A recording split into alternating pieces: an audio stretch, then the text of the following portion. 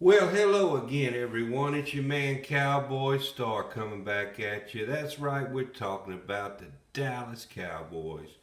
Well, the Cowboys will be playing the Denver Broncos Sunday at noon. If you're a Cowboys fan, you need to be watching that game.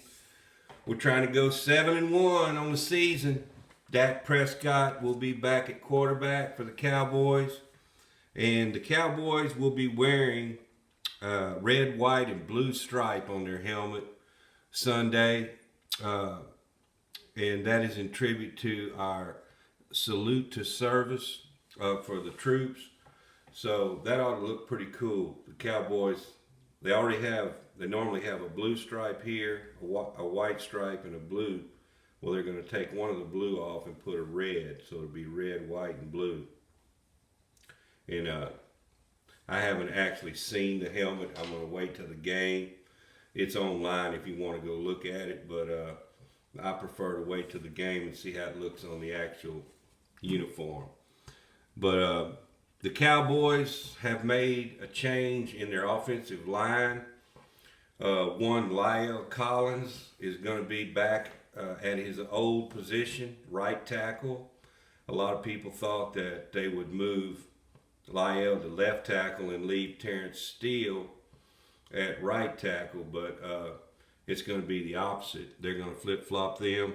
And so Lael Collins will be at right tackle. Zach Martin will be at his normal right guard position. Tyler Badass Biotish will be at center. Connor Williams, who I kind of wish wasn't even in the starting lineup, he'll be at left guard as normal. And Terrence Steele will move from right guard to left guard because one Tyron Smith is out again with an ankle injury. So you can always expect Tyron Smith's going to miss 3 to 4 games minimum a year. So it's good that they have some depth in the line this year, and hopefully this line that we have this week will protect Dak and his sore calf muscle that he's trying to recover from. But yeah, the Cowboys playing the Broncos. We have not beat the Broncos since '95, I believe it is.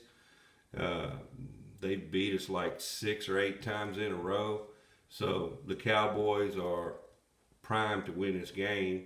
The Broncos really don't have a very good team this year, so they say, but that could be a trap game. So the way I look at it, they're an NFL opponent, and you can get beat by any NFL opponent on any given Sunday. So hopefully the Cowboys will show up this week against the Broncos and do a good job. I know Dak Prescott's chomping at the bit to get back in the lineup.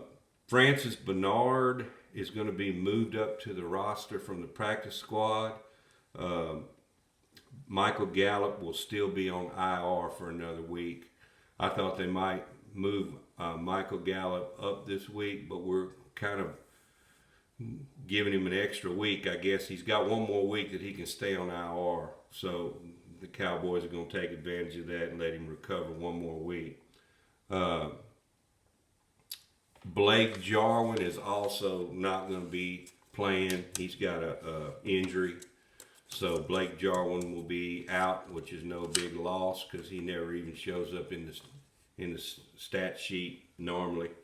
Uh, in other news, there's a rumor going around that Kellen Moore, his agent, has been in touch with TCU for their coaching vacancy.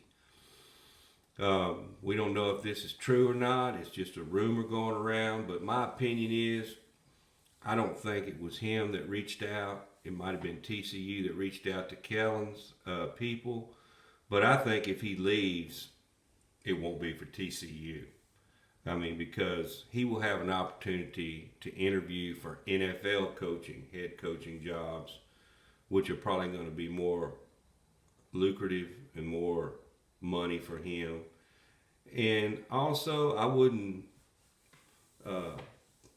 go too fast that he's going to be leaving at all because there is no salary cap on coaches.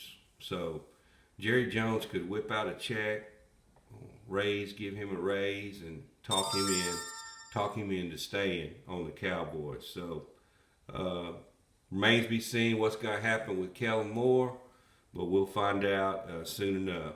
But Dak Prescott is, like I said, he's supposed to play Sunday at AT&T, and this could be our first 4-0 start at home in 22 years. So if we win Sunday, will be 22 years we haven't went 4-0 at home. So hopefully we can do that, and it would be the first time that we have defeated the Broncos since '95, like I mentioned earlier. There's a few milestones that are happening in this game. Zeke is the 5th fastest player to reach 9,000 yards. I think he needs just a couple of yards to get to 9,000. So, Zeke Elliott, the 5th fastest player ever to reach 9,000 yards in his career. And also one Greg the Leg Zuerlein is one kick away from hitting 250 field goals, which would make him 3rd fastest to reach that mark in the NFL. But it remains to be seen, how the Cowboys are going to play. Dak didn't play last week. Hoping he can get back in, form that he was before the injury.